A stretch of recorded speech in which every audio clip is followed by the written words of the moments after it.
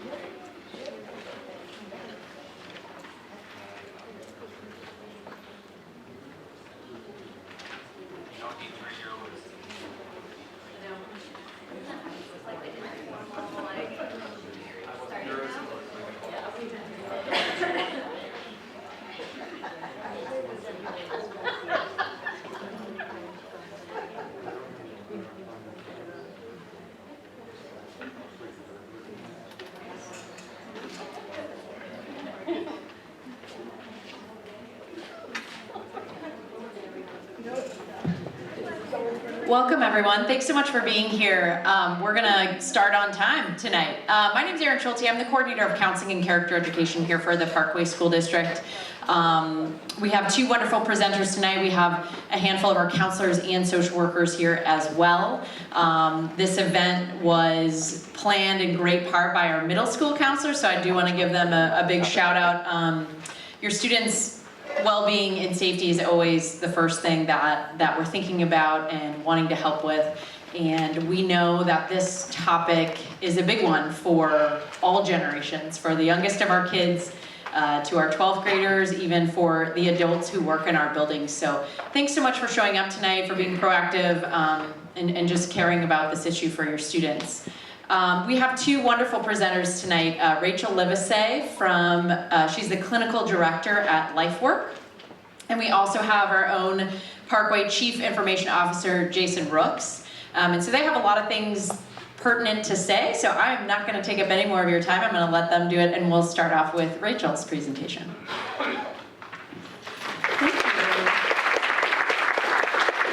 Thanks for having me. I'm going to try my best to manage a mic and a clicker and my notes all at once. All right, so the main objectives that brought you here tonight is working on finding balance with online use, social media and the effects it has on our young ones, conversations about how to access and navigate being online, and any red flags for online addiction to be kind of on the lookout for. So looking at being a parent and attending to your kids' needs, two of the needs that can kind of pop up are privacy and safety.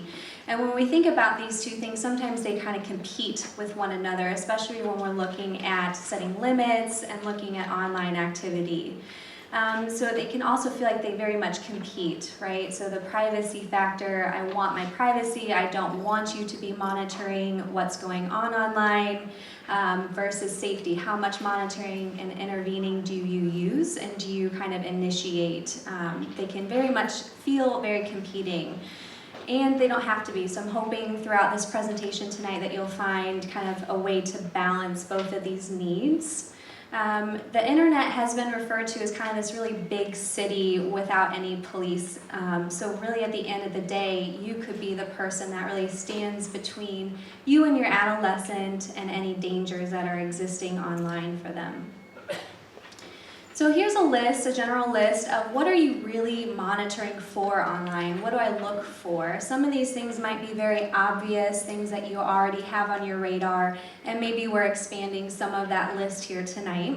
Looking at cyberbullying, sexting, online predators, any dangerous activities including drugs, suicide, self-harm, identifying any peer pressures that might be going on, looking at protecting their personal information, safeguarding their reputation, identity theft, viruses, malware, and limiting their screen time. So these are just a kind of an overall view as to what you're really looking for when you are approaching monitoring activity. I think it can feel very much to the teen like you're trying to just know everything that's going on in their life and know what's going on socially for them. That's not really on this list, is it? Like, we don't need to know everything that's going on, but really kind of keep an eye out for safety. All right, so when we talk about social media, what we're really stating is social connection. That's what we're really speaking about. Social connection happens in person and online, right? And social media is just one way for us to connect with other people. However, when things can kind of go awry online, you look at experiences being, at times, rejection, humiliation, intimidation, threats, and exposure to things that they might not be developmentally ready for, which then can leave an individual, feeling rejected and humiliated, etc. So those are some pretty big, painful emotions to experience, especially as they're younger. So when we think about social acceptance, it's actually hardwired into us. We need attachments, we need relationships. We're wired to connect with other people from day one. So as we're brought into this world, that's really the bonding and the attunement and the attachment is really important. And it doesn't change, it's just how we go about getting those connections and those attachments can change. So when we're looking at our adolescents, they're probably reaching more towards online at times because it's just one main platform for them to connect socially. When we look at the brain, there is a chemical called dopamine that some people might be familiar with, and it's released when we are feeling good about something, and it's usually in the reward center of the brain. It can happen when we've eaten something really good to eat, when we exercise, and oftentimes when we receive positive feedback from others. So this happens, this dopamine can be released when we have certain things that occur online, socially, like someone likes our post, or multiple people like our post, or we've gotten a new friend request, or someone's following us. There is an actual chemical release that occurs in the brain. What we also know is we don't need the boosts to be even throughout time. So what we can experience and what we can understand is that sometimes we might not get as much of a boost checking online, and other times we might get a big boost, right? So you get over 100 likes or more on a post or on a picture, that might release a lot more dopamine. So what happens over time is it becomes a reinforcer for them to be likely to keep kind of continuing to come back to online. So there's kind of this biological pull, chemically speaking at least, that they're going to keep checking, right? So it can feel like, what's the point? You're not even, nothing's happening online, nothing happens every single time. But we see the same type of like reinforcer pattern as we do with gambling addictions. We don't get the reward every single time, but if we get enough of a boost every now and then, it can really strengthen this behavior. I hope that makes sense. I missed a piece. When we're looking at social connection, especially for our adolescents, This is really important, especially taking into account that their identity is developing at this point. So social acceptance helps shape the way that they view themselves. What people are saying about them has a much larger impact on an adolescent than it is going to have on someone whose identity is more solidly formed.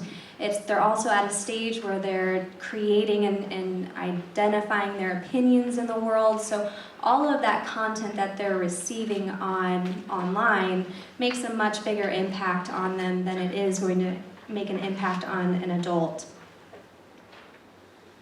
All right, so the opposite, feeling disconnected and social disconnection. Adolescents, again, they're going to be more vulnerable and more sensitive to any kind of social rejection and social non-acceptance, right? They're going to notice cues that are a lot more subtle to them as opposed to an adult. So something that might appear very trivial to us is going to be much more impactful for an adolescent, especially when it comes to social needs and how they're interacting with people. And that can be really hard as a parent because it seems just so trivial. Like, what's the big deal if someone didn't follow you? Or what's the big deal if someone hasn't sent you a Snapchat in 30 minutes? Like, I haven't talked to my friends in weeks about now. Why is 30 minutes such an impactful thing? Well, adolescents are going to feel that rejection a lot more strongly than us adults are going to feel it. And so I think it's important to try to keep that in mind. We might know it, but then when they're bringing some of this stuff up, it's hard to kind of keep that in mind and keep remembering it. So I want to speak a little bit about trauma. It has a lot to do with the practice that I work in. I see it time and time again. I think that trauma is being something that we're a lot more educated on these days, and we're really expanding our view and making more sense of how and what events can really trigger traumatic symptoms. And so we can really see war and violence and big car accidents, things that really get our attention, like, yes, that would be traumatizing to someone, right? And that is the case, absolutely. These big, awful, single case events can be traumatizing. In addition to that, what they're really learning is that we can have something called little t traumas that occur, and it can be single case events that kind of go back to a couple of those emotions I listed on previous slides when I was talking about humiliation and betrayal and rejection. How we can have those experiences even as adolescents where we feel that really profoundly. And that has long-lasting effects on the way that we experience life and the way we interact with others. But it can also be a chronic traumatic invalidation, a constancy, a consistency that's going on with a lot of rejection, a lot of criticism, a lot of like, no, we don't accept you, you're this way or that way.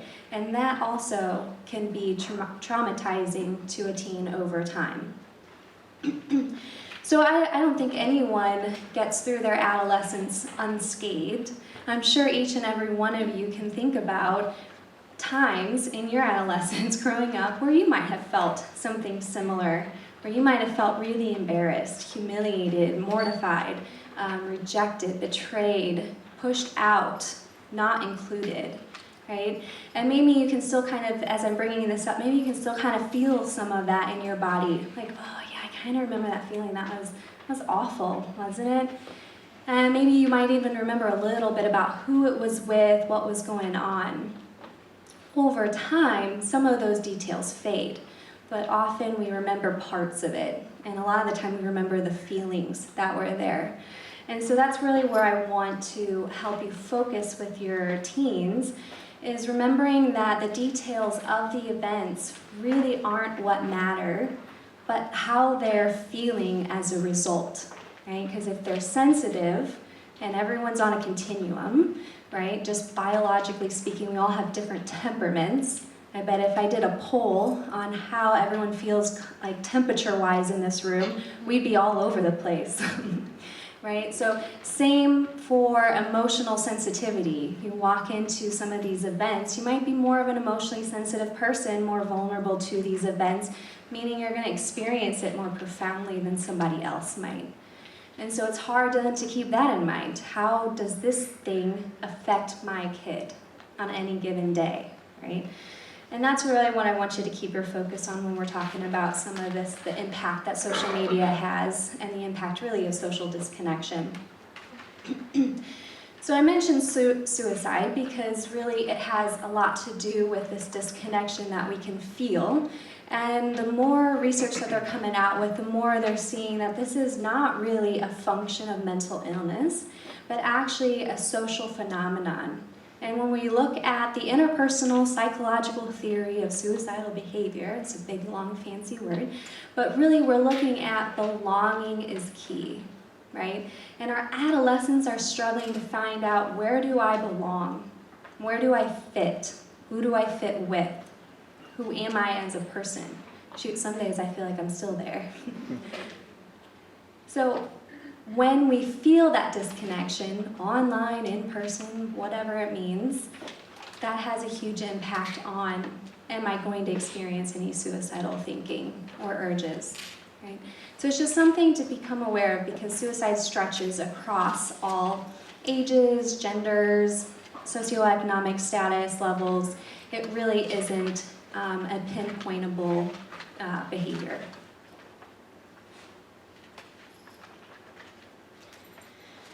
All right, so it is hard to know what's really going on. I think I started with talking about privacy and teens' demands for privacy, and they tend not to be the most forthcoming at times, right? And it's really hard to know what's actually going on in their world sometimes. So how will you know what's happening and the effects it's going to have on them? Only 1 in 10 victims will actually inform a parent or a trusted adult of their abuse that's been experienced online. That's statistically low, right? So there can be this culture that comes out that says, I should just deal with this on my own.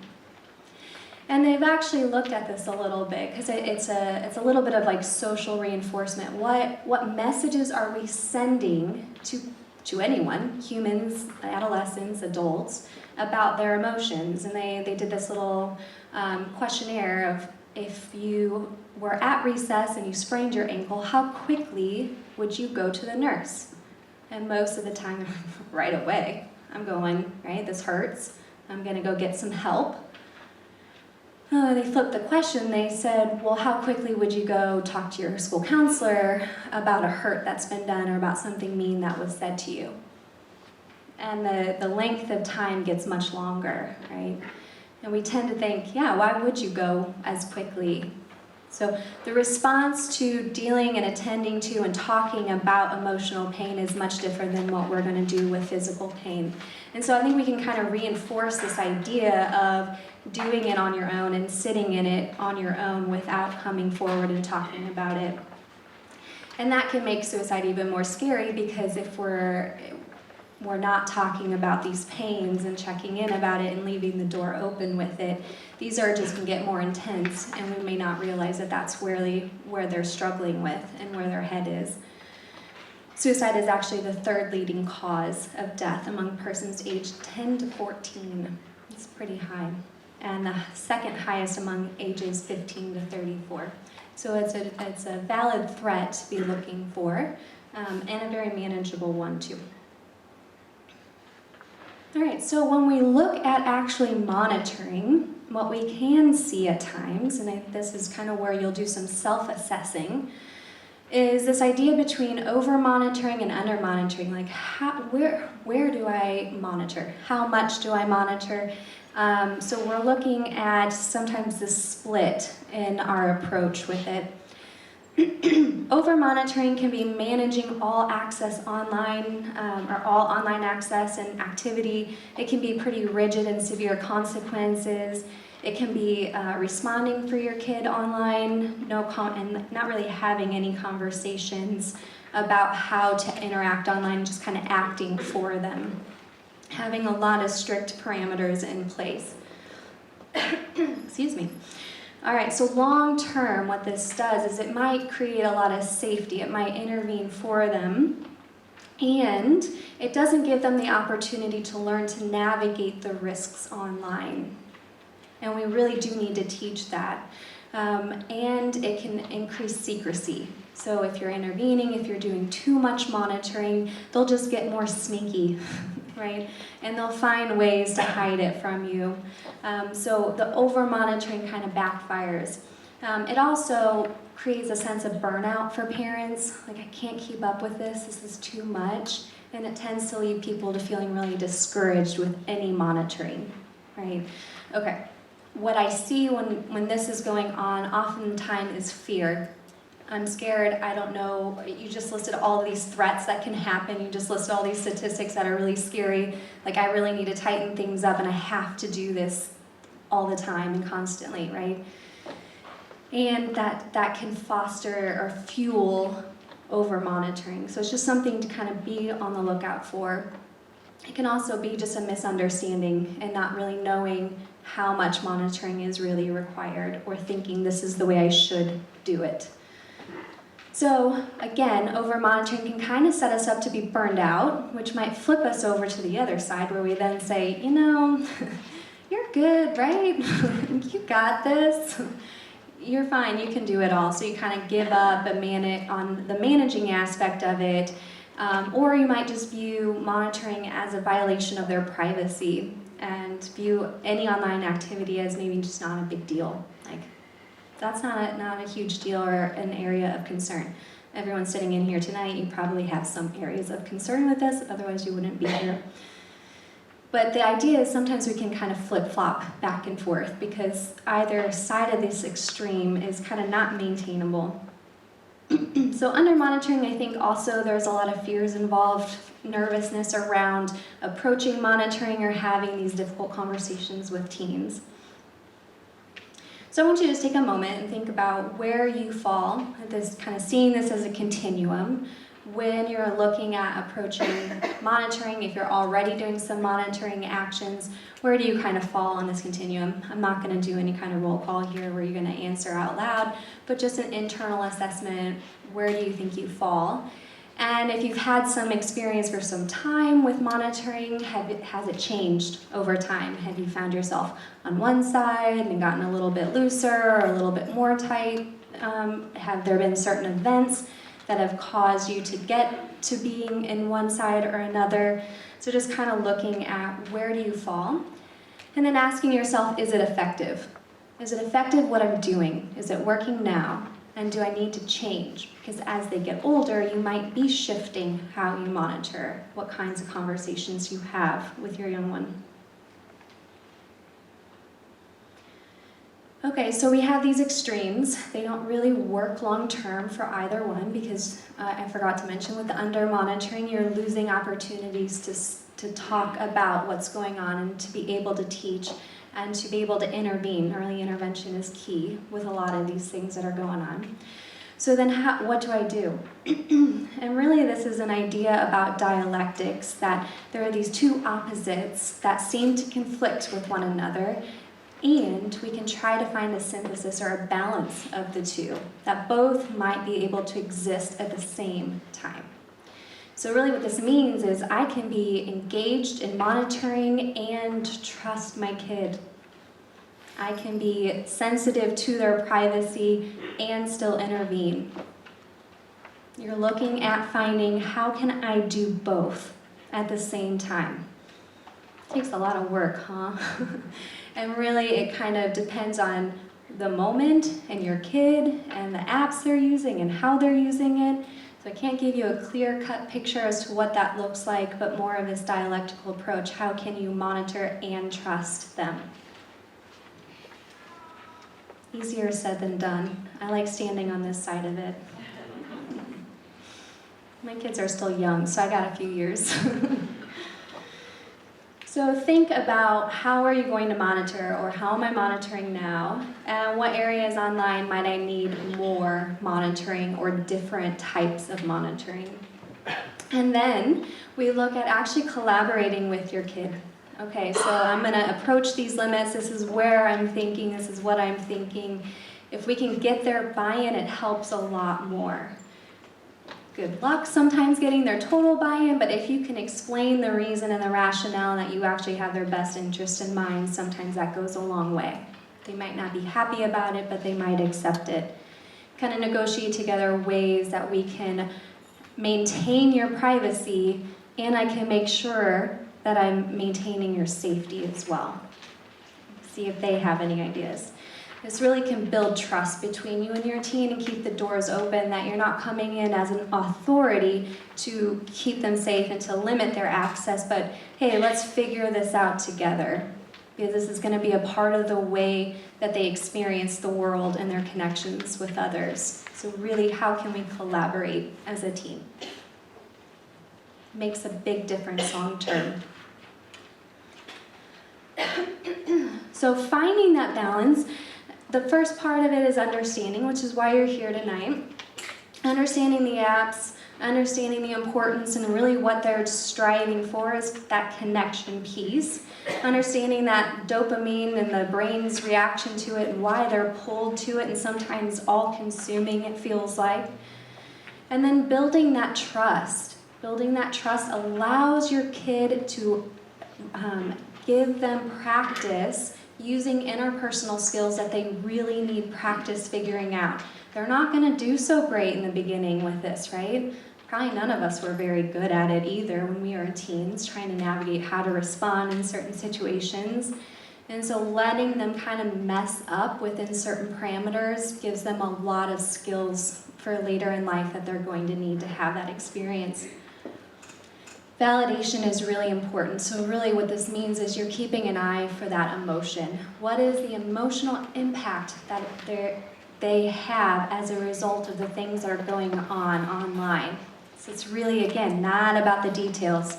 It's what are you feeling when these things happen? And that will connect you better, because we all understand what it feels like to be hurt and to be left out and to be, judged and criticized. Limit to what is age appropriate. So looking at, I think 13 years old is like the general rule of thumb for most of the social media apps. But really what you need to do is take into account your kid's social skill level. And can they judge reasonably, and most of the time, what to share, with whom to share, and how to share online? Can they understand the difference between real life and what is just being posted in a picture on Instagram? And can they emotionally handle exposure to behaviors or to situations that you may not be ready for them to talk about or to think about, like disordered eating, self-harm, substances, sex? They're going to be exposed to us to a certain degree online. So can they handle it when it happens, or can they not? Monitoring and finding those methods to help you kind of navigate that, be alerted to some of the things that might be happening online, and using consequences and limits. So you might already be doing some of these things. You might already have, oops, sorry, I told you I would. All right. You might already have some limits in place. My guess is you would. Having maybe a curfew, putting, really what we're looking at is reinforcing the non-internet connected activities. We are the most connected and disconnected we've ever been, so we do a lot of our connection time online, which doesn't leave us feeling that connected to people long term. So if we can put a priority and really emphasize and reinforce when they are seeking the in-person contact, that's really helpful. Set up routines around it. Modeling the behavior you really want to see, leading by example. How do you use social media? How do you use the internet? How much time? How do you post? Do you vent online? Do you share a lot of pictures? What do you share? What kind of content do you view? They're seeing all of that and they're taking that as the norm. So modeling makes a lot of sense in helping shape what you want to see from them. Show some understanding. Again, kind of keeping a curiosity about what is this like for you when these things are going on. And as needed, implement those new rules that you need. And there are apps like Bark. I've used that a lot in our practice to help kind of balance that privacy and safety. All right, so statistically speaking, when we're looking at talking about behaviors, when you look at this chart, you're looking at what is the frequency in which we speak about our kids' behaviors in school, at home, and socially. And we compare that to how often and how much are we talking about what we share online, the content that they should be viewing or not viewing, the content that they should or should not consume, and online behaviors towards others. And you'll see a big shift. It's less than the online talking about is less than the social, like the in-person conversations. So we are, I think it's probably a generation thing. It's kind of on our minds. We're able to see it, right, in person. We can see how our kid is reacting and interacting with others. And so we're having less conversations about how do you approach certain things online? How do you respond when these things are happening, through a text or in social media? What's really going on there? So it's just kind of interesting to see that we're just talking about it a little bit less. And maybe our assumption is that it will transfer over, that whatever behaviors I'm seeing in person will just transfer over into whatever's going on online. And that's not always the case. Sometimes we handle things much differently online than we do in person. So it really needs to be explicit conversations about online versus in-person actions. The other part of this statistic is just looking at how much percentage-wise are we talking to teens per age. So we're statistically speaking to them about these topics much more when they're 13 and 14 than when they're 15 and 17. So it's almost as if like, they got this, they're good, right? We've already had enough conversations about what's going on. But kind of keep up even through that 15 to 17-year-old mark. All right, so important things to teach about online, giving you a little bit of like, what do I teach? What kind of things can I really speak about? Things that might be super obvious, but just to reiterate, being kind, courteous, honest, and polite when not being online, not forwarding hurtful emails to or about others, not posting photos or videos that are embarrassing personal moments. Don't visit sites that might be putting other people down. Speak out about online bullying.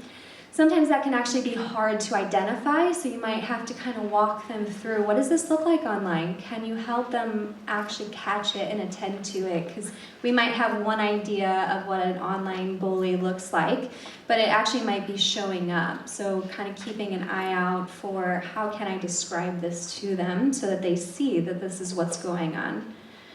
Not believing those vicious rumors that are being spread online, protecting your password even if it is with your bestie. They're your bestie today, but we don't know about tomorrow sometimes. So always, maintain that privacy regardless of those close friendships. Make sure you know the person you're adding, and try not to exchange a ton with those like online bullies. Ultimately, again, I'm just going to kind of reiterate the idea that in order for your kids to be safe online, they need to be taught how to manage this risk.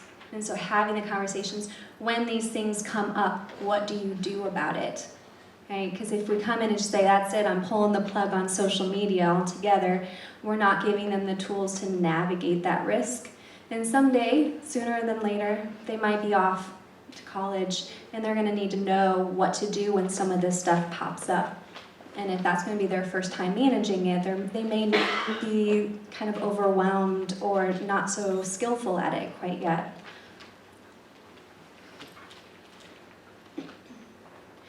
So helping them cope with the consequences of social media, teach them that it is normal to feel suddenly overwhelmed by what's happening online.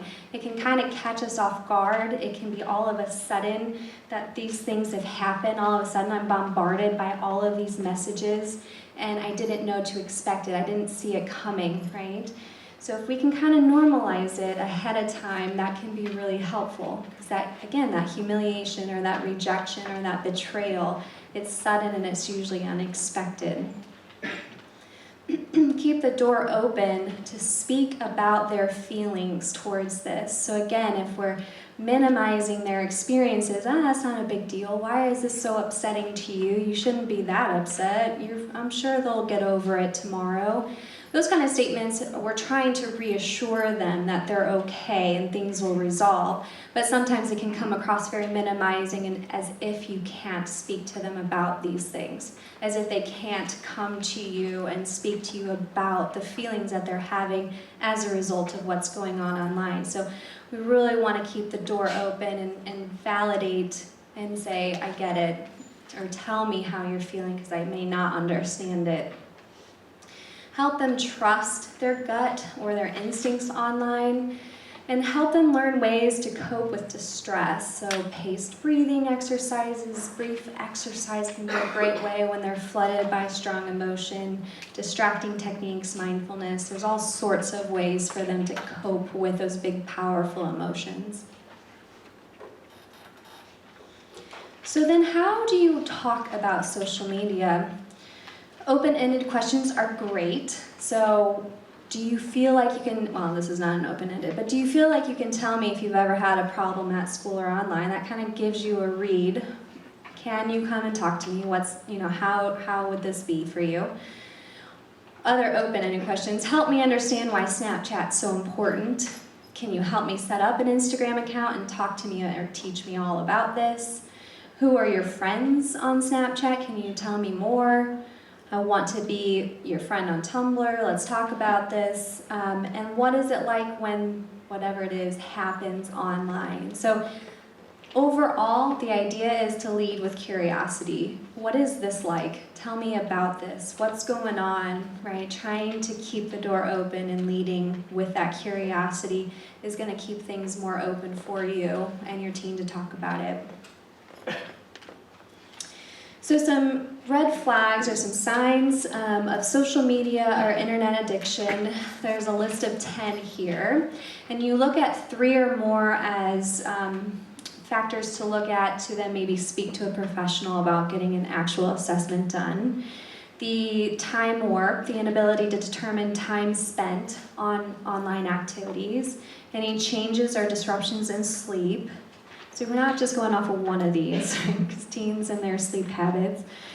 Withdrawing from family and friends, losing interest in other activities that they usually enjoy, spending more than 3 hours, more than 4 days a week online, any physical ailments that they might get as a result of being on their devices, any emotional disturbance when online access is taken away, right? They're going to be upset that the Wi-Fi is turned off or all data is turned off, but how upset and for how long does it take for them to kind of recover from that? Are there any actual withdrawal symptoms, headache, malaise, lightheadedness? And then continued excessive use, even if there are some adverse consequences that are going on. And are they spending ever-increasing amounts of time online? Do you see kind of this evolution that they're getting more and more consumed with online activity and trying to balance that out and open the conversation about what's going on? So available resources, any of the school counselors, LifeWorks great, I think. And the Megan Meyer Foundation is great, especially when we're looking at any of the cyberbullying stuff that's happening. So feel free to use some of those prompts to then take you. I also brought cards and flyers that are on the desk up there. So I'm at the point where I'm going to turn it over. Yeah. Oh, yeah. Some of our information, too.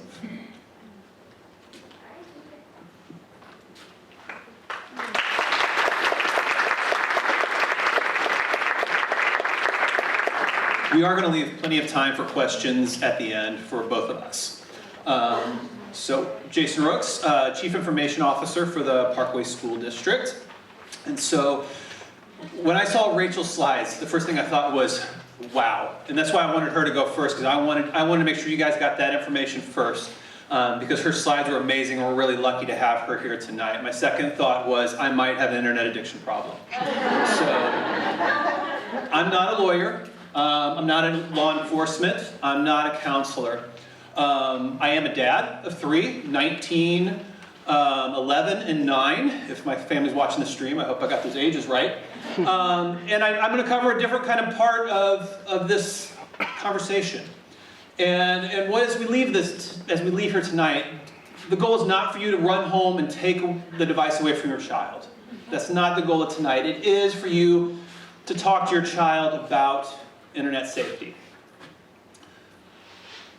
So what we try to do here at Parkway, and what has become my day-to-day job, is to try to balance security with accessibility. We do want to try to teach students how to be good digital citizens online. We do have to provide a certain amount of security. Any child that sits down at a Parkway computer has no less than 3 layers of content filtering between them and the internet. And I will tell you what I've told every other PTO I've spoken to. Stuff still gets through. It's gonna happen. The internet's too big and it's too fast for any amount of content filtering to get through. Or any amount of content filtering to stop things from getting through. So it's a daily struggle for us to balance what is the content that needs to be accessible for them to continue their journey within Parkway, and how do we provide a secure environment. The only way I can provide a completely secure environment is if I unplug our pipe to the internet, and that's not really possible. The other thing I like about this slide is, as we talk about this, and there's a lot of dark things we talk about, I want us to keep in mind that there's the few versus the many. Many of our students are using the internet and social media appropriately and in a healthy way every day. And there are a few that have run into issues and have problems and run into serious incidents. But it's a few versus the many, so I don't want this to be all doom and gloom. So, the kind of content we categorize here in Parkway: explicit content. That could be foul language. That could be something that's just not age appropriate. And we do have alerts that key us in on when students are seeking out some sort of explicit content. It may be violent. We have had incidents where students have gotten to excessively violent or explicit violence within Parkway. And we do our best to detect, to filter those, and we'll do our best to make sure that that type of content is kept out. The other type of content we run into is pornographic content. This is easier to keep out because it's a little bit more obvious than explicit. But we run into another problem with this. There's so much of it out there. And as hard as we try, we can't keep it all out. The other type of alert that we deal with on a day-to-day basis is self-harm. Now, this is part of a trend we're seeing within K through 12 environments, is not neglecting the social and emotional piece our students are going through while they're online. And so for about 2 or 3 years now, we do get self-harm alerts. So these are alerts when students are seeking out content that may be related to suicide. And it happens within Parkway on at least a weekly basis, if not more. And we have policies like any school district wrapped around all of this. So if something happens within school, whether it's explicit content, pornographic content, or self-harm, we take action on that. And we will notify our amazing administrators, and they'll usually take it from there with the family. But for those of you that, most of Parkway parents, raise your hand. Okay, all right. Odds are then you most likely have a Chromebook that's going back and forth to you with your child. That content filtering and monitoring specifically on the Chromebook is 24/7. So when we have explicit content that is detected outside of school hours, which we do, or pornographic content, we will typically notify the administrators the next day. Self-harm alerts, we take a different route. With self-harm alerts, we act immediately, no matter day or night, weekday or weekend. We'll act as quickly as we are alerted that a child may be in danger's way. And so we will alert administrators. If we can't get a hold of an administrator, we will alert the police. We have had police knock down a door within a Parkway household to try to get to a student that may have been in danger. We take the self-harm alerts very, very seriously, and we try to act as quickly as we can. So trends. This is my favorite part of this presentation. This is a headline that I pulled from today. St. Louis County man accused of rape, assault, still at large. They actually have caught him. That was this afternoon. I didn't have a chance to actually update my slides. The activities that he was engaging in, he met his victims through social media, through Snapchat. And we're seeing more and more of these headlines come up. It's more where the victims are now taking the relationships from being completely virtual to face, and then that's where they become victims. This is on the rise. It bothers me that more and more of our kids are willing to go meet with people that they only know in a virtual realm in a face-to-face setting. Another thing I pulled from the news, and I've seen this trending and I have mixed feelings about it. There's a lot of news reports that come up that specify apps to watch out for, or things to watch out for. And I love the awareness. This one was circulating just recently. I believe it was actually published in July of 2019. 15 apps parents should look out for on their kids' phones. I love the awareness, because we should be aware of the apps that are on our kids' phones. My concern is that we focus too much on these 15 apps. If you break down what these 15 apps are, there's a lot of commonality between them. Most of these, I don't want to say most, at least half of these are online dating apps. Now, I'm not going to judge you as a parent, but if you have a middle school child, any online dating app, I'm probably going to recommend against. Okay? So as you look at these, and as you read these articles, because you're going to see more of them, they're going to keep coming, because it's a trending topic, which is why we're here tonight. Try to pull out what is common amongst these apps, or at least ask yourself, what's common among these apps? The other thing that's common among these apps is anonymity. They all claim anonymity. Anonymous feedback, anonymous interaction. Nothing online is anonymous. Go to your iStore, your Android store, type in anonymous app or anonymous video or something to that extent. You'll get these 15, and you'll get about 100 more, which is why I don't want you to focus too much on these specific apps. Use these apps as a starting point to get to know your child's habits. The other thing that bothers me about this particular story is it's omitting probably the two apps that are most widely used and abused by kids and by predators, which is Instagram and Snapchat. That's where we see most of our issues.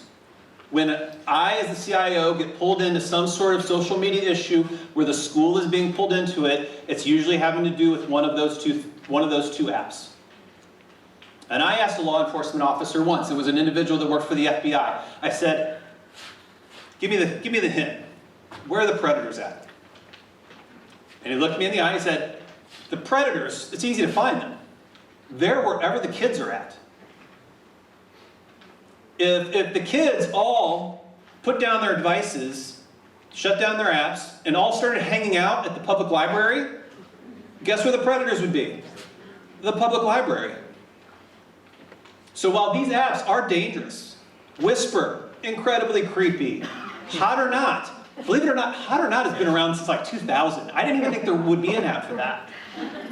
These apps are bad. I'm not denying that. That's just a good awareness piece.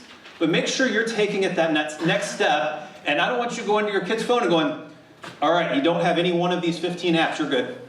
Here's your device back. Because it's bigger than these 15 apps. Social media threats. I actually had to add this slide after our superintendent sent out something. This has been an issue this year. I have been involved in most of the cases to some extent. What we're talking about here is a student posts some sort of threat on social media against their colleagues or fellow students. The don't come to school tomorrow, don't come to school tomorrow because something really bad is going to happen. This is growing, not just at Parkway. This is kind of a nationwide thing. What our students need to realize is that this is not a joke anymore. And I think we all know why. There's been some issues we've had as a nation, some very sad issues. These incidents are taken very seriously. The police are involved, and there are serious consequences, potentially both legally and academically, for students that do this. Now take the stereotype of what kind of student you think would do this and throw it out. Because what we've seen is it's across the board. There is no type of student that does this. Rachel may be able to get into, with her background, the mental of why they do it. I don't know that piece. That's not my expertise. But I can tell you from what we've seen, it is not the stereotype that you think. What we've seen is it fits all types. We've had parents that have said they were just joking. It's not taken as a joke, and it's not treated as a joke. So do have this conversation with your kids. Any kind of threat placed on social media against schools, students, and really, these days, anybody will be taken seriously in most cases. Swatting. This is one I got into a really interesting debate about swatting because I've been a social media junkie for a long time, since there was social media. And swatting's been around a long time, but it's making a comeback. So, for those of you that don't know what swatting is, somewhat similar, I would say it's a distant cousin to social media threats. It's really what's caused the rise to come back is online game streaming. So two streamers get angry at each other, video game streamers get angry at each other. And one of them gets angry enough that what they do is they call the local police for that other individual. And they will make something up to say, I'm in my house, I've got a gun, I'm going to shoot my wife if anybody comes in. The police take that as a serious threat, and the SWAT team comes out to the victim's house, and they treat it like a real scenario, because from their perspective it is. People have been shot and killed in these types of events. There's been a couple that have happened recently, but this goes back a long time. And it's a very dangerous online behavior that we are seeing trend across the nation. What we're attributing it to is streaming, because the idea is the individual's streaming, you get to see the reaction when the SWAT team comes knocking down their door and comes in with guns blazing. It is a serious thing. It sounds a little like you're going, Jason, you're making that up. No, it's a thing. Time. I love this slide because I can speak to it. I get alerts. Everything that goes bad on it, or anything that a kid does bad on a Chromebook that we can detect, I get the alert on. We have them occasionally during the day, and then right about 2:45, 3 o'clock, I hold my breath. Because then it's bing, bing, bing, bing, bing. And it's like that till about 5 o'clock. And right around 5, they miraculously stop or slow down. And then at about 8:59, when I'm done watching my primetime television, if anybody does that anymore because it's all Netflix, all of a sudden, right around 9 o'clock, bing, bing, bing, bing, bing, till about, let's say 11, 11:30, the kids are getting tired.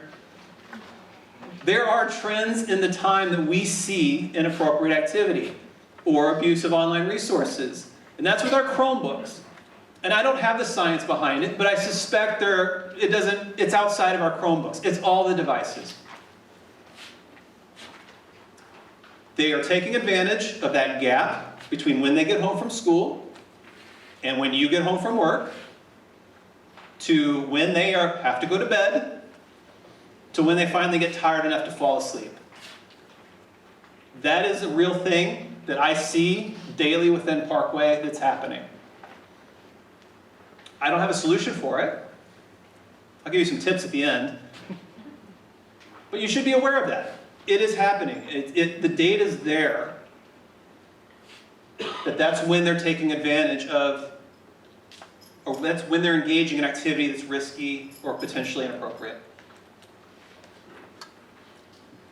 Google. I like to talk about my past a lot. When I was a kid, and I was curious about something, I went to the Encyclopedia Britannica that was sitting on the bottom shelf.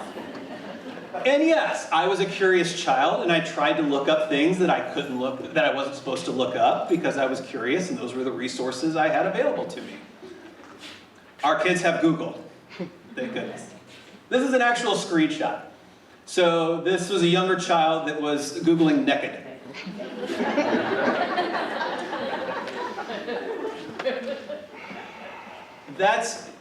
There's a lot of bad out there. I'm not saying there's not.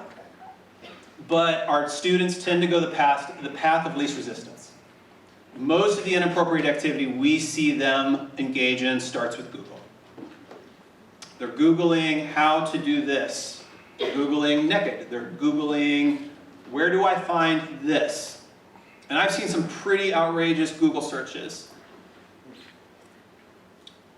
Our children are using Google as their kind of encyclopedia, their dictionary. We need to be aware of what they're Googling and what they're looking for. We need to know that that's the resource that they're going to, and be familiar with it, so that we know what kind of results that they're getting. The other thing we see is YouTube. Now, YouTube has gotten a lot better. It's not great. Google, by policy, doesn't allow pornographic material, but they do allow highly questionable material. Thanks to the federal government, they're being forced to implement a lot of changes. But that's the second place that we see our students going as a reference source. YouTube. My son sent me a YouTube video. It was the trailer for the sequel to The Shining. My son's 11. He doesn't watch scary movies. I don't know how he found it, but he found it, thought I'd be interested in it because I like scary movies, and sent it to me. So once again, this is an awareness piece. There's a lot of tools, a lot of resources. The internet's big, but there's certain things that you can focus on and that you can look at with your child. What are you watching on YouTube? What is what is that rabbit hole you're going into? I love going down the YouTube rabbit hole. If you haven't done, my father-in-law and I, he's older, we both, with our phones, watching YouTube videos. But that's the other, where I'm going with this, that's the other site that your children are using to consume information. You should know that, and be ready to respond.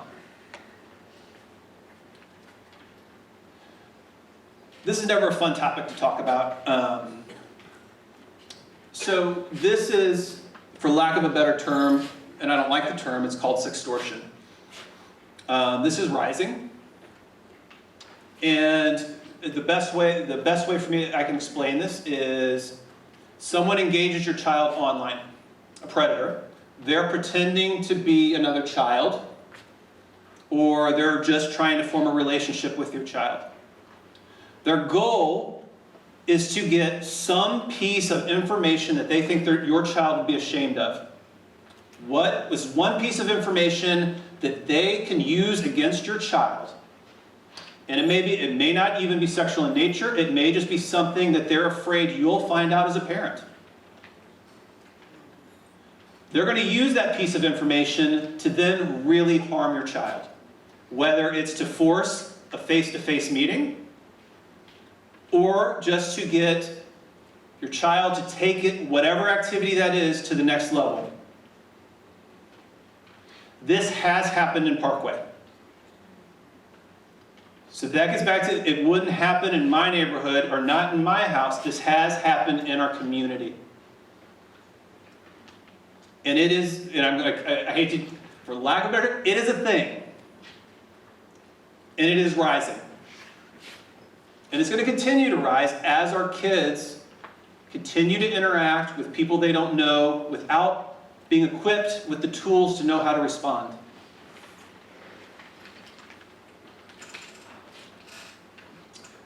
Gaming.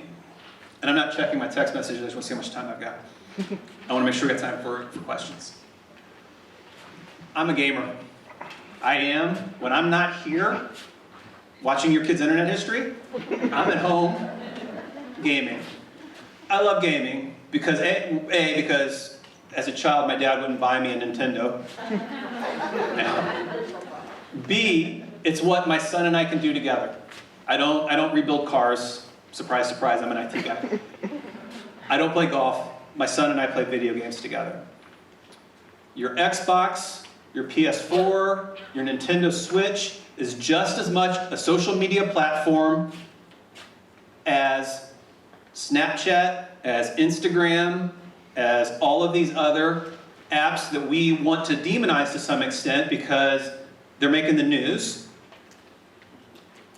Your Xbox, your PlayStation, just as easily put your child in touch with a 42-year-old man where we can have conversations, we can team up together, we can form a bond and a relationship. Unfortunately, the reality is usually I'm getting yelled at curse words by 10-year-olds that I can't respond to or won't respond to. No, there are some really potty-mouthed 12-year-olds out there. I'm not. I want you to be aware. Any device you have in your house that is connected to the internet is a potential vector, is a potential vulnerability, is a potential risk. And please don't overlook gaming. Hangouts and Gmail, it's been interesting because we provide all your kids, we provide all your secondary kids with Hangouts and Gmail. Your elementary school kids after 2nd grade have email only within the district. And K-1-2, I don't believe they have email at all. But we do see a fair amount of activity, especially at middle school. And I'm looking at my middle school principals who have to deal with this with me. They like to use our school, email and Hangouts, which is chat. For those of you, Hangouts is chat, for things that aren't school related. And it happens. And we do our best to deal with it, even if it feels like it's every day. We do see a trend though. Once they go to 9th grade, you've given them a phone, most likely, and they stop using our email system altogether. Or chat. So we do our best to address it. Once again, it's there. It's an area of risk. The nice thing about this area of risk is there is no, if it's Parkway's Gmail and Parkway's Hangouts, there is no anonymous. We can see anything and everything that they're doing on that, which is why we have it in place.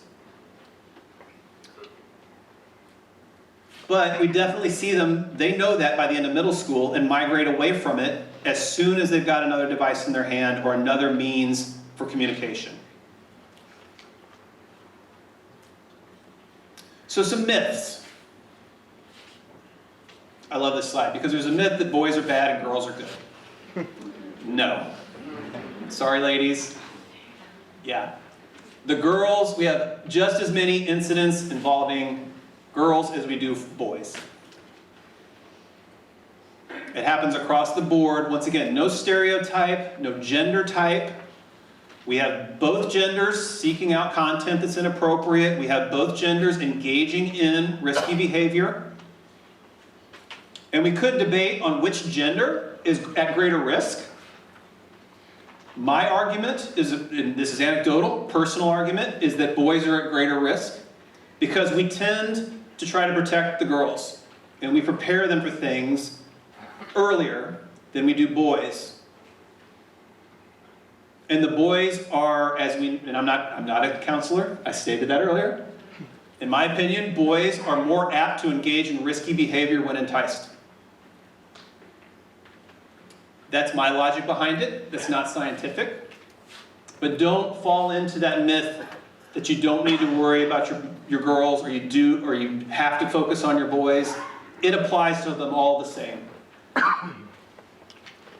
Some other myths. My child wouldn't. Since Dr. Marty's in the room, my child wouldn't post a threat against his classmates on social media. Yes, they could. I don't know the reason why, but they might. Maybe they were dared by another student. Maybe they just had a really bad day. But don't ever fall into the myth that my child wouldn't. If you haven't had the conversation with them, and even if you had, there's still a chance that they would. My child wouldn't engage in a conversation with someone they don't know. Most likely they already have. Inappropriate activity only happens in hidden places. I love this one because this is where I get to use my data. Well, my kid couldn't have been doing this online because they were in the living room. Well, yes, they were in the living room with their Chromebook doing that thing online. You just couldn't see their screen. So while we do have trends of times where things happen, they can happen outside of those times. And we have had incidents where the kid is at the kitchen table, the kid is in the living room, and was engaging in risky behavior. A device isn't really a computer. I've heard this from a parent's mouth. Well, a Chromebook's not really a computer. Well, literally it is. B, the Chromebook can connect as far out on the internet as any supercomputer can. Any device that has an internet connection is a potential area for risk. Kindles, Nooks, iPhones, iPods, they're all potential areas of risk that we need to work through. Blocking it stops it. I fight this battle every day. Blocking it doesn't stop it. Well, I'm not going to allow my kid to do that Hangouts chat. There's no need for that. Your kid then is going to hop on whatever the next easiest platform is to communicate and start using that. I like to tell a story about Luke. Luke was my next door neighbor. Luke's parents didn't allow him to have a TV. Like, they didn't have a TV in their whole house. Crazy.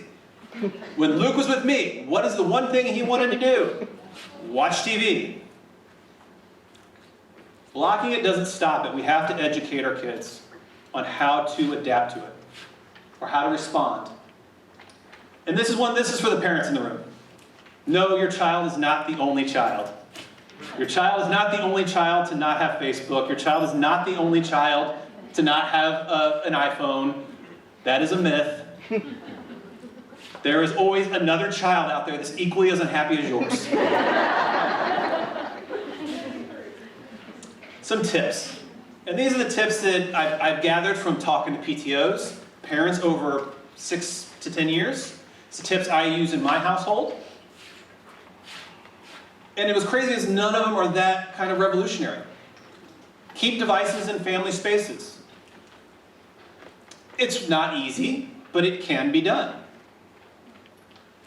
Keep chargers in family spaces. You keep devices and chargers in family spaces, most of the time they should be in the family space. We're better with the chargers than we are with devices. I will admit that. Have conversations. And mine's a little bit of a different take. I like Rachel's a little bit better, and I'm probably going to steal it for my next presentation. I like to say, have conversations with my child about what to do when. What do you do when you accidentally come across pornography on the internet? Now, I don't use the word pornography. What do you do when you come across something you don't understand? Because they're going to Google something at some point that they don't understand, whether it's violence, whether it's just explicit, whether it's pornographic. What do you do when someone asks you for your birthday while you're playing Xbox? What do you do when someone asks you to meet them face to face? It's all about preparing your child for those interactions. Because as I said, most likely, statistically, they're going to happen to some extent. I was reading an article today about cars and the internet. Not literally cars on the internet, but it was about all the steps that we take to prepare our kids for driving. From when they're babies in car seats, to booster seats, to learning how to sit in the front seat, to driving lessons, to getting their license. We go through all these steps to prepare our kids to interact with cars. Don't get in cars with drunk drivers. Don't crosswalks, stoplights. But then we'll hand a device to our child and say, go, with very little preparation. We need to prepare our kids for what to do when. Insist on transparency. I have a 19-year-old daughter. This was our policy when she started getting into social media. She doesn't have passwords. I have passwords that I give her, and those passwords should work at all times. Now, on Rachel's spectrum, I will acknowledge, we didn't check her social media, past tense, unless we felt there was something of concern. If she was acting any one of those ways that Rachel was describing, sleeping issues, anxiety, then we might jump in and intervene and take a look at her social media. We were not invading her privacy, but we wanted to have that access when we felt we needed it. And so that's my insist on transparency. And a big thing, remind your family that nothing is ever secret or anonymous online. My biggest beef with Snapchat is that they claim to be anonymous or temporary, it's secret. No, it's not. Nothing you do online is ever secret and ever anonymous. One of the great joys I have in my job is proving that when the student thinks that they've gotten away with something. But nothing is secret and nothing is anonymous. And my tip for you guys, your kids, when they want information, they Google it. I encourage you to Google. Every question you have about social media and online safety has probably already been answered. You just need to be willing to Google it. How to block someone on Twitter. How to report someone on Instagram. How do I talk to my child about bullying? Don't be afraid to use the same tools that your children are using to gain their knowledge. This is my thing because I love social media. I'm a junkie. I'm an evangelist when it comes to social media. There's so much good potential there. And I constantly am reminding my kids, social media should be fun. When it stops being fun, we need to question what we're doing with it. If it's causing anxiety, if it's causing anger, if it's causing a rift between you and your friends, if it's causing you to be afraid, when social media stops being fun, we need to question what we're doing with it. And I've seen it with my 9-year-old. He will get into it with his friends playing Minecraft because someone just set fire to his wooden house. And I will intervene. I'll say, are you having fun? No. Well, then we probably need to take a break. Social media should be fun. Fortunately, I had already put together a list of resources for Dr. Marty's email that went out earlier. But this is a list of resources I put together. A lot of the resources have to do with how to talk to your kids about specific topics. They're the resources I typically refer to parents. There's another section there that goes to the help pages for the major social media platforms. So I'm giving you the easy path to how do I block people on Instagram. So that's pkwy.info/internet safety. And as usual, I probably went, no, we still have about 20 minutes left. All right, with that, I will open it up to questions for both Rachel and I. Yes.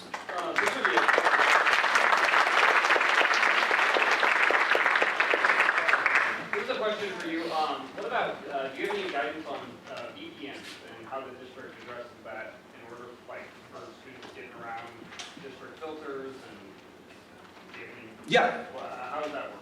So I would say most VPNs, and I've been in technology long enough to use the word most VPNs are going to be blocked by default. We have, I would say, at least of the 3 layers I described earlier, 2 of those are focused on blocking VPN access. Now, VPN access technology is changing, and we have had a couple incidents this year where we've been alerted that a student may have been using VPN. And we're actually, our board approved last night's board meeting, a new piece of technology that is going to help us get more granular. I move around a lot, I need to stay in my space where I'm not causing feedback. That'll get more granular view and provide additional content filtering. Specifically, it's not built for VPN, but the features it has are going to make blocking VPN access a lot easier for us. So that's something certainly on our radar and something we know that we're going to attack. Going with I usually use the 80-20 example. With this, I would say it's probably more like 90-10. 90% of our students probably don't know what VPN is or have a basic understanding of VPN, and only 10% of our students probably have the expertise and the knowledge to pick that VPN tool that's going to get around our content filters and to implement it with fidelity. So we try to keep tabs on those kids. Other questions? Back here. You had mentioned several teams coming in at different times whenever you're getting alerts from kids doing inappropriate things on computers for various different reasons. But you talked about alerting administrators and other people, but you didn't mention when and how parents are alerted. Can you just talk a little bit about how each of those types of threats or self-harm or any of those kind of things, when and you get the parents involved or alerted? Yeah. So typically with overnight stuff that's happening outside of school, stuff that's happening overnight, we will get those alerts to administrators that next day, sometime during that next morning, and then the administrators will typically contact parents sometime during that day, possibly the next day, depending on what else they have going on. Self-harm alerts, as I said, we take as immediate action as we can on those. I would say on average, from what I've experienced, we usually have a 45-minute response time at the most. Did that? The administrator comes with that call. Well, and so, Toby, do you want to? Well, I was just going to say, I'm an administrator at South Middle, so when we get an alert, we get it on our phones, and the 3 of us, we're all 3 administrators, we get the alert from Jason. The 3 of us quickly talk, and this could be at midnight, that if we get the report, we will immediately start calling parents, and we will exhaust every phone number in Infinite Campus, and then if we can't, and luckily we've never had that situation where we couldn't get a hold of someone, but we're 100% on getting a hold of a parent that evening and not having to wait till the next day. Yeah, one specific situation I know happened last year. I'm trying to remember the exact scenario. Actually, where it was is it was late enough at night, I couldn't get a hold of an administrator. This wasn't South Middle, by the way. It was a different school. I couldn't get in touch with an administrator, and I was actually in a different state. I love the internet. But we were still responding because the alerts are still going. So I got in touch with our district security, gave them the status, gave them the information. They engaged then the local municipality for the police of the local municipality, and the police did the wellness check on the child. So we do our best to make sure there's no single points of failure in that process, and that the goal is to make sure the child is safe. However we have to get there, as quickly as we can get there is the goal. I'm going to do this gentleman right, and actually his question's the only one that scares me. So I know there's an app on my phone called like Parent Link where my dad can block me. Have you ever thought about maybe using one of those that like can set bedtime and it will lock the phone? Or computer, I mean. Have you ever thought about using those on the computers? We have. We have discussed it. The issue we run into is, and this really is what's really kind of a tough part about it, is we have about 17,000 students, and each one of them has a variety of needs.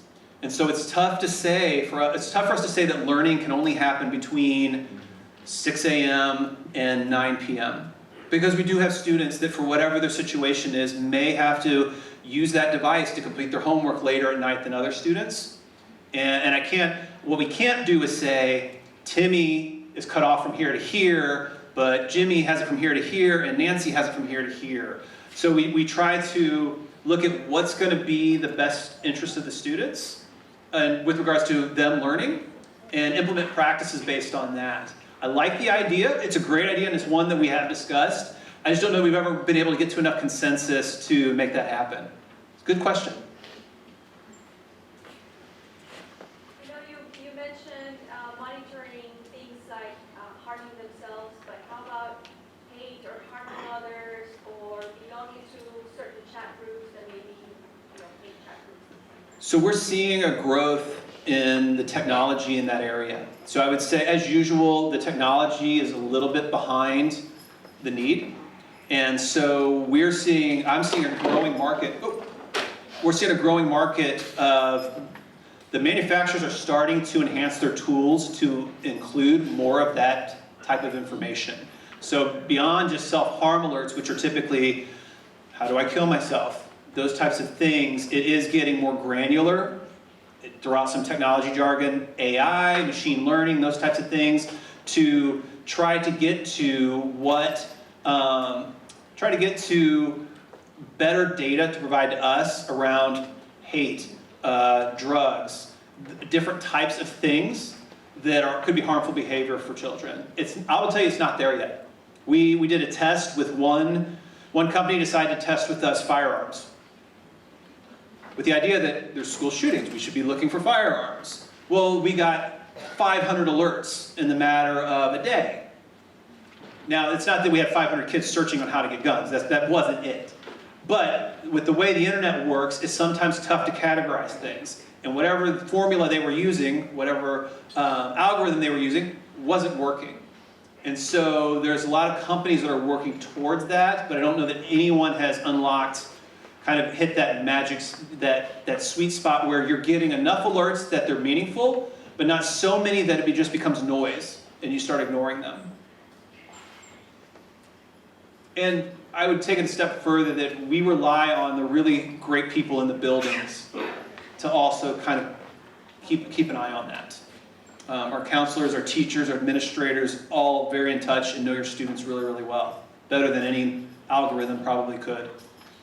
I'm going to work my way this way, and please ask Rachel questions. Yes, my question is for Rachel. I'm not offended. My question is related to over-monitoring versus under-monitoring. I'm sorry, what was that? Overcoming? Over-monitoring Over-monitoring? versus under-monitoring. Uh-huh.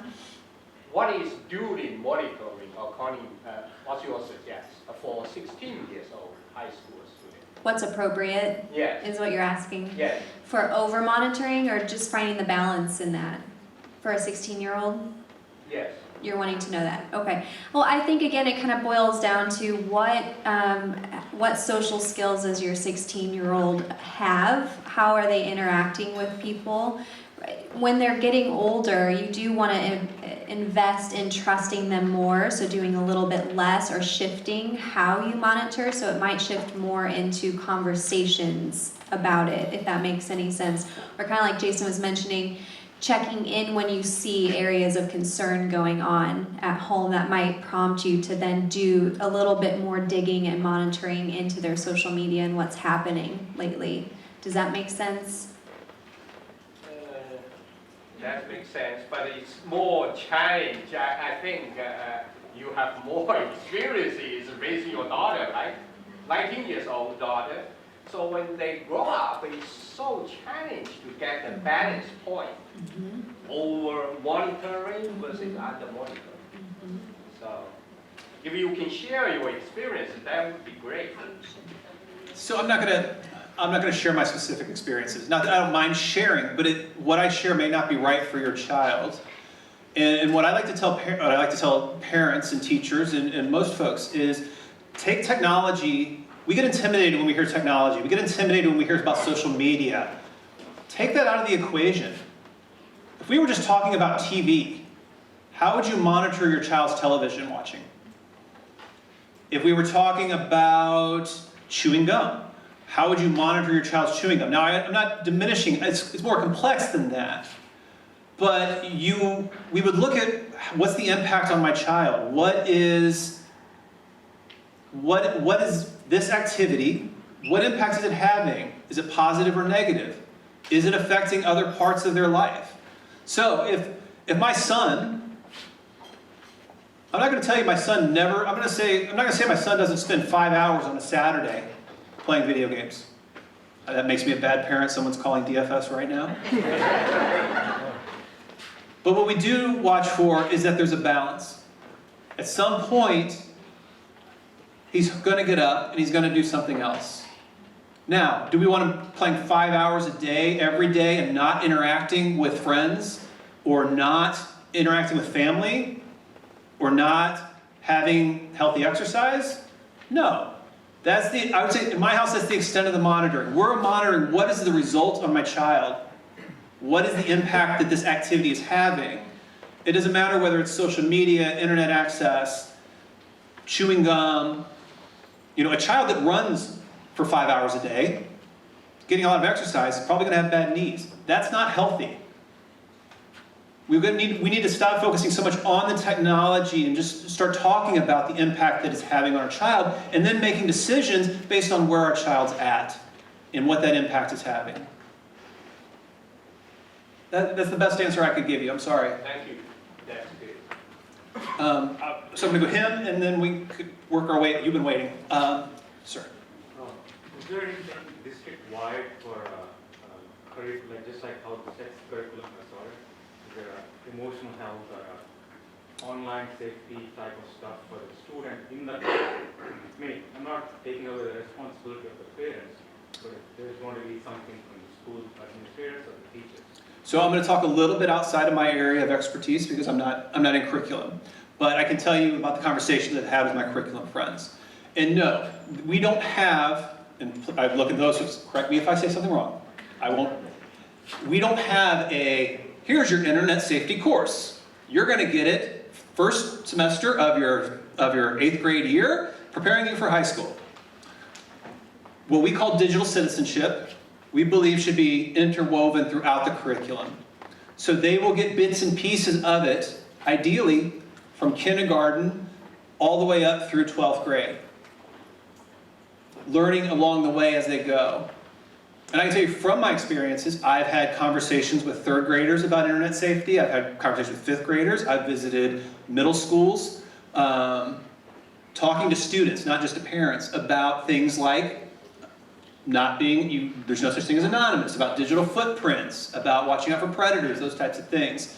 And I'm not saying I'm not the curriculum. I'm a piece of things that are happening, sustained across their career within Parkway. I would just add, directly addressed in both library curriculum and counseling curriculum. Okay, sorry. This lady right here has been waiting patiently.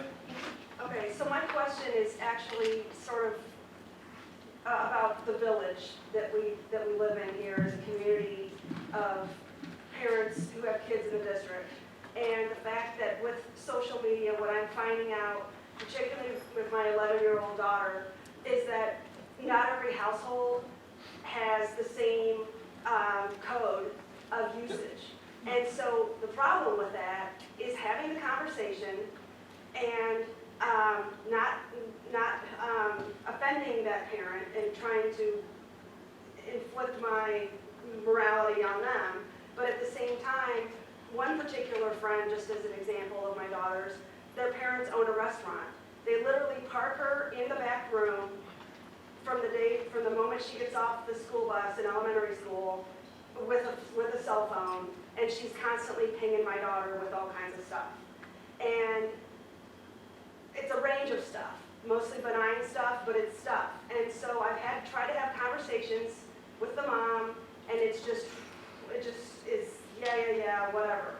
I understand that everybody's got, and we're all doing it, we're all using media as a babysitter when we have to from time to time.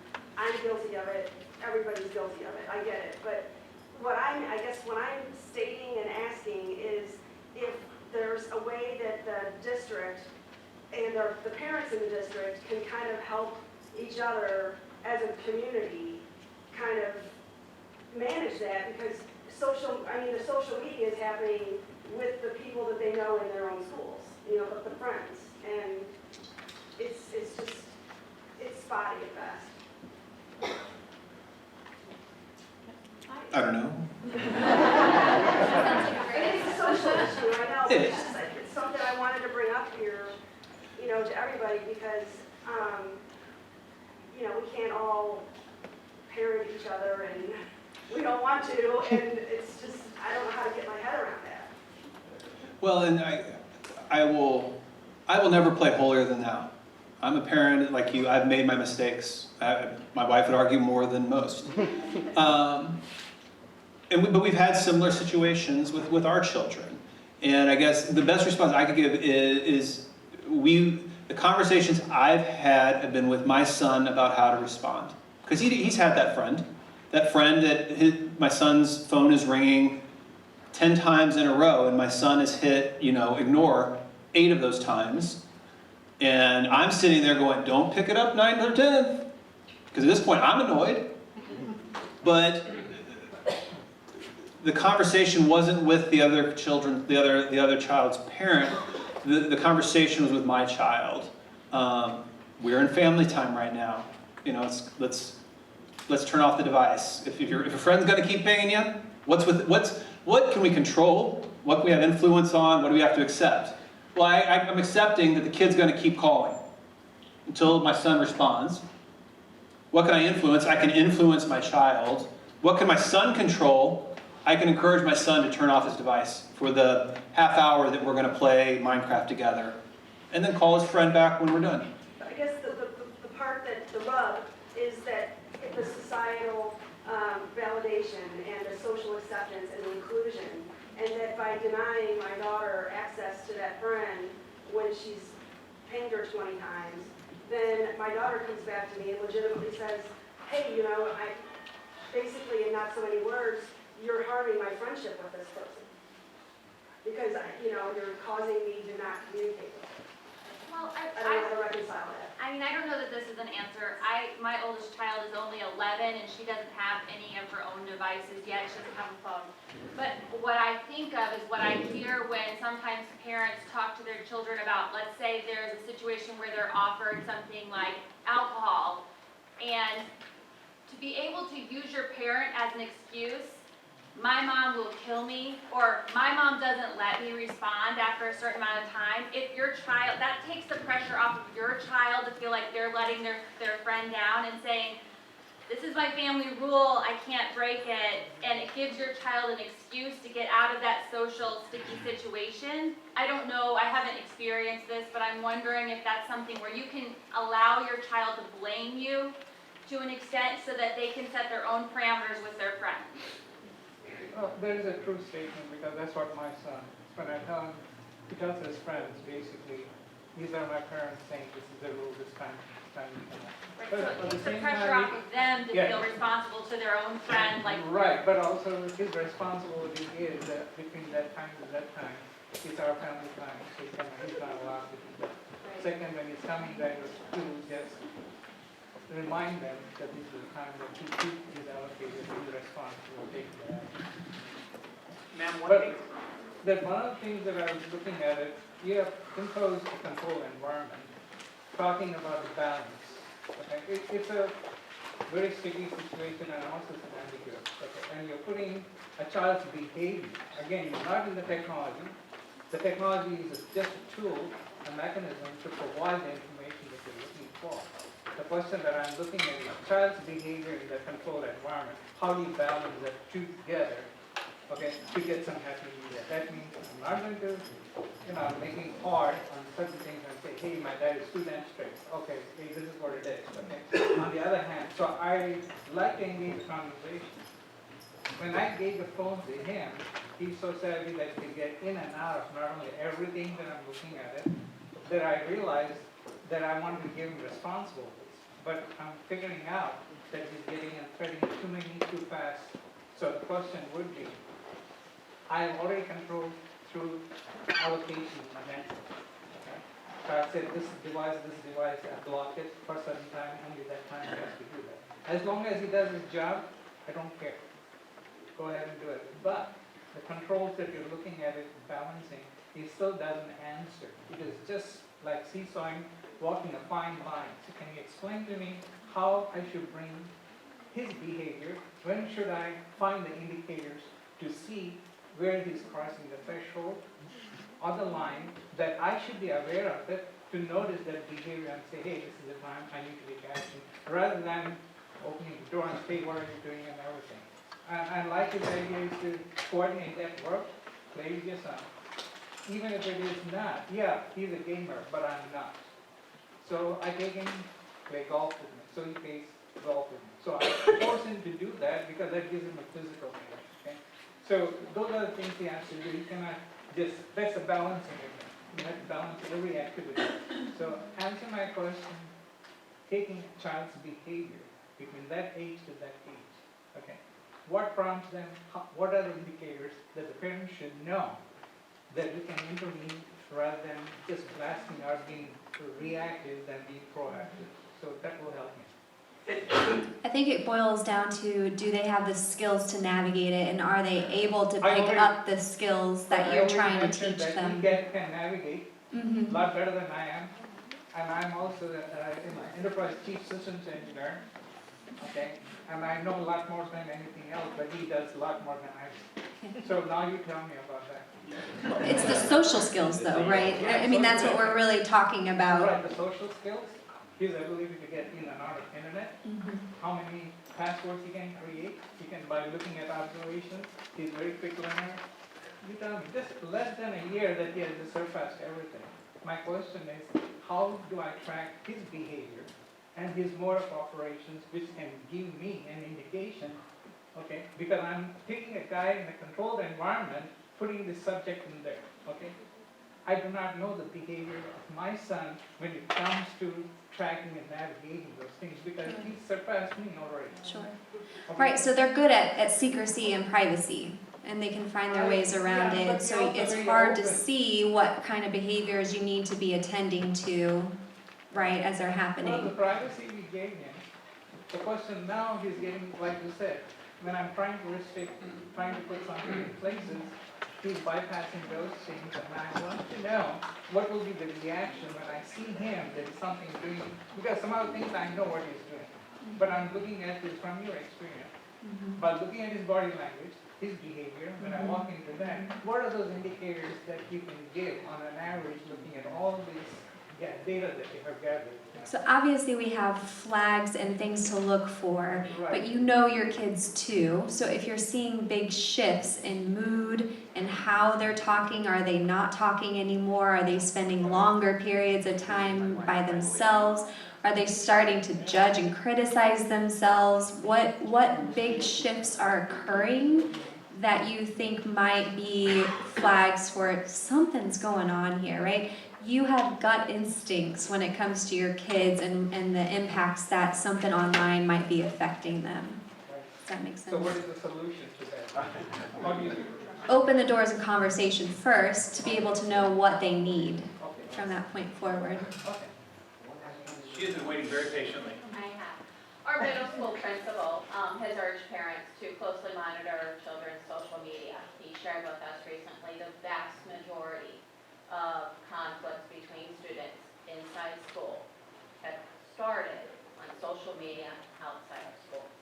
My question is, what is Parkway's policy in addressing this situation when there is harassment and bullying on social media, both outside of school and inside school? Because it is happening inside our buildings during school hours as well. Can I put one of our administrators on the spot? Sure. So when it's, of course we address it when we're made aware. So that is oftentimes, we get it when it's you know, way down the road and it's gotten completely out of hand. But, so what we always urge kids to do is tell somebody, tell an adult, so that we can address it. When it becomes a school disruption, I mean, we're always keeping parents in the loop. So when we find those things out, both kids who might feel like they've been harassed and those that are doing harassing, we're in constant communication with the parents about that piece. As far as what we do to either prevent it, which again, we have our library media and curriculum addresses that, but to address those individual situations, it's always going to be case by case. But if it has become a disruption to the school, we have consequences for that as well. Even if it's happening outside of school? If it brings a disruption into the school, yes. So, but it's very case by case, but yes. That's good to hear, because I know a lot of students are being harassed outside of school and don't feel that they can share that, even though it is definitely a disruption at school. One thing that's really helpful for us as administrators is and it's always, we always prefer if to your point, if it's two families, if they try to resolve it themselves. But you may have tried unsuccessfully, or you may not know how to get in touch with that family. What's always helpful for us as administrators, so we don't have to go on hearsay, is if you take a screenshot, if there's been a threat toward your child, or there's been some bullying or harassment or anything, just take a screenshot. You can email it to us, you can call us about it, and we'll say, can you just send it to us? And usually what we will do is then we can contact that parent. And even if it's doesn't result in a school consequence, what usually happens is, to Jason's point, that other parent is surprised to find out that their child, and we share with them word for word what their child said, and usually it stops it right there. But we can't do anything if we don't have it. And so the best thing to do, take a picture of it and send it to us, and we'll do all we can to intervene. And I appreciate that, because what I'm suggesting and what I'm saying is that basically the parents need parenting by the school district. And that can't happen. You can't, I mean, you're right. We'll do our best. We'll do our best. You know, Sometimes we need it. so, God bless you, seriously. And kind of going with that thought, we have a very, very, very small group of parents present tonight. But the information here affects our kids because we're going to be training them on their social behavior. But how about all the other parents that didn't show up to the meeting? Yeah, so Parkway South Middle streaming it live. I can't speak for Southwest Middle. We're also going to share this with our parents. It's already been shared this evening. So through social media, through other email, we do all we can to be proactive. So sorry, I'm not meaning to interrupt, but it is past 8 o'clock, which is what time we said we get you guys out of here. We've been streaming this online now. It will be available on the Parkway website. We'll also make all of the slides available. We hope out of this you got a lot of good resources. You have a handout with resources. These two both shared some great resources. We hope that we as a school district are just a resource for you in general. You have school counselors at all of your schools, administrators who are greatly invested that just want to see your kids be well and be happy and be healthy, and you all to be well and happy and healthy. And so if there's any more ways that we could be doing that, we're happy to do that. I just want to say I'm thrilled to see that so many people came out tonight. I know, there's a lot of people aren't here, but congratulate yourself for being here, because I'm thrilled that this number of parents are here. When we've done this in the past, we haven't gotten nearly this kind of turnout. So thank you. And we'll continue doing these kind of things to try to get the word out. But, you can only, Jason talked about, you can only control so much. And we're trying in the district to do as much as we can. And we really appreciate you joining us in that partnership. That's what the tape and the letter was, video last Friday. Where we want to work with you, and we'll continue reaching out to as many parents as we can, and try to make this a village effort. But it takes, but at least you're here. I mean, at least you took the time, and you're here, and you hope you gained a lot tonight. The information is very rich, and I hope you leave tonight with some strategies that you can use. So thank you so much for coming. Big thank you, especially to our middle school counselors, and specifically Robin Avery and